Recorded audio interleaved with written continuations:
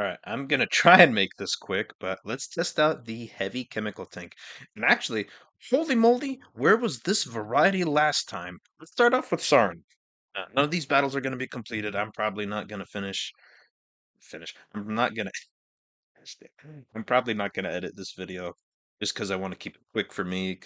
But I also want to upload it for you and let you know how these bad boys do. Now, before we start the match, they have an interesting attack pattern. So, where is it? Boom. It looks like that, which to me doesn't seem good. But then as you back it up, it covers this whole lane in here. If you back it up further, it covers here. And if you put it on the sides, it extends outward in different ways. And I genuinely like its attack pattern and everything. But the issue is, let me start this up before I get into any issues. The issue here is, can I not hit Sarn? I don't think I can. We'll use some basilisks just to chew up some enemies. Actually, no, what am I doing? Let me use some tank killers. That'll kill them way quicker. But yeah, the issue with that is it's a tank. It's supposed to be on the front line, and that uh this shape here, because it doesn't cover those two lanes, like it's good as it goes back, but up here it's gonna really struggle. And I mean, I guess it is what it is. Not much you can do about that. But yeah, let me go ahead and get rid of that guy just so I can see how it does against Sarn. Because I am interested to see how it does. It is rank 1, let's keep that in mind. It does have really good health and armor. But again, like I feel like it's most useful in the middle lane and back, which I I kind of don't like. And it also has a 4 turn cooldown, which is a bit high. But yeah, again, I like to put tanks in the front.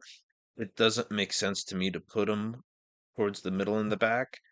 But in this case, being in the middle and or off to the sides is actually really good for the heavy chem tank. I actually think that putting it on this little area here and here, and just it being able to spray at an angle back and avoid the tanks in the middle, that's where it's going to be most useful to me.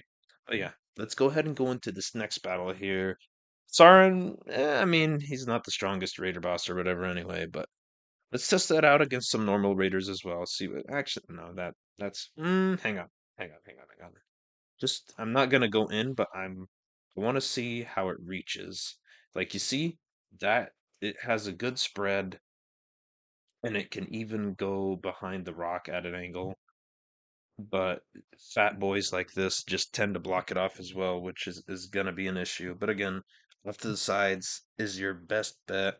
Let's try it against the sandworms here now. I have not had sandworms in a minute. Let's do it like that. Yeah, seats. Look at that. Holy moly, this is actually really good for this formation here. Does it do good? No. And also, I noticed something. I'm willing to bet I'll find a picture on the wiki if I can, but I'm willing to bet that this front tile does way more damage than the back tile. Like it decreases in damage the further back it goes. So this tile it's very important to have a strong enemy. Yeah, see? I'm willing to bet. I'm willing to bet. All right, let's back out. It does okay against sandworms. Nothing special. But yeah, their poison attack, it just chews right through armor. It's insane. I don't like it when sandworms are on my base. It doesn't feel like SP grinding. It feels like I need to whip out the rank 6 TKs and hope to God that it works. I'm also going to test it against the boars here. Probably not the raptors. It's because, they're both critters. It doesn't really freaking matter. All right. And let's go ahead and test this out. I mean, very average damage overall, but it poisons them. It gets the job done. Let's see. And I mean, it fumbled in the middle there. And again, 4 turn cooldown. Uh, I don't, I don't know. Like these, I'm pretty sure there's 70 nanopods. It does have a second attack, which I should cover here in a bit. Let me go ahead and try it against the silver wolves now. And we'll do the rebels as well. I'm pretty sure I have silver wolves and rebels. Not like last episode. I went to work today. It wasn't the weekend. So let's go ahead and throw it against them here. Boom. Like it looks good. It looks like it could absolutely decimate these guys. And oh yeah, the second attack, which you have to unlock at rank 2. It looks range of 2 to 4. It can hit pretty far back, and the line of fire is indirect, so it can go over things. I'm very positive. A cooldown of 2. That's important, and it does fire damage. Wait, no, that it is. It's still poison or chemicals or whatever. I don't know why they should make a symbol for it. Maybe like a green skull with bones around it. Very like something easy and typical. Poison chance is 100%, and same here. Really nice. But yeah, let's just test it out against these bad boys now. I don't understand why this truck blocks, but this one does not block the poison. That to me does not make sense. Maybe it's because I didn't put it directly in front of it. Also, it is decimating these silver wolves. This is actually a really good vehicle to have against the silver wolves. Um, Before we move on to the rebels, I actually want to try one more thing against that formation just to see real quick. Was it because I didn't put it in front of it? It can still block it. All right, let's go to the rebels. And while we load in here, hopefully you are having a awesome day. And let me know what you think of the heavy chem tank. Do you think it's worth it? So far, out of 10, I would rate it. I can't rate it higher than a 6 simply because it's it cost a lot of nanopods and it's a little bit underwhelming right now, not gonna lie. Not going to lie. And in terms of PvP, like really think about this. You like right now with formations, I can see what's about to happen and I can just throw it in however I want and they can't finesse it like I can. But in PvP, you don't know what you're up against. And so if like this light chem tank, let's say I have nothing in this lane in PvP and they pull up with that. What's it gonna do? It does nothing. So it does have a secondary attack, this one here, but they don't use it for some reason. But yeah, like let's say it is rank 1, it's fucking worthless. Oh crap. I said I'd stop swearing in my videos, but here I am. All right, time to test. Time to test it, baby. That's a light chem tank. You know what? Let's test it and see how it does against the light chem tank. I'm willing to give it a try. So let's do this.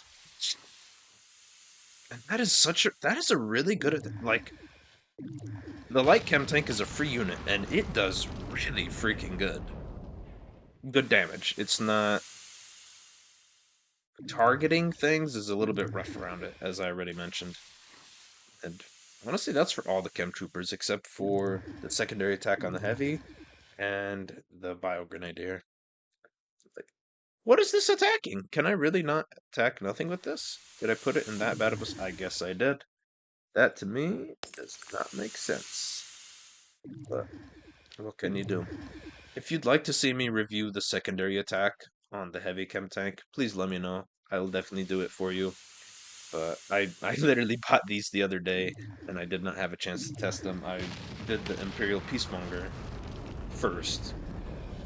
And holy moly, I'm not about to lose some stuff. It did okay against the rebels. I feel like it could have done better, and I'm pretty sure it will at a higher rank, but I mean that's with all units really. So let's go ahead and try it against this here. Can I finesse the system somehow? That looks pretty good. Yeah, but it's gonna struggle. And let's throw in some of those. And let's see how, again, let's test it up against their vehicles. And it, honestly, no, it is rank 2. But I mean, holy moly, we better back out. Did we back out? Yeah, we should back out. I'm not in the mood to lose chemical vials over that, okay? Not in the mood for that. But, oh yeah, I clicked on a different formation. I'm an idiot. Can we? Yes, we can. Like, see, it really depends on the formation and who and where and what.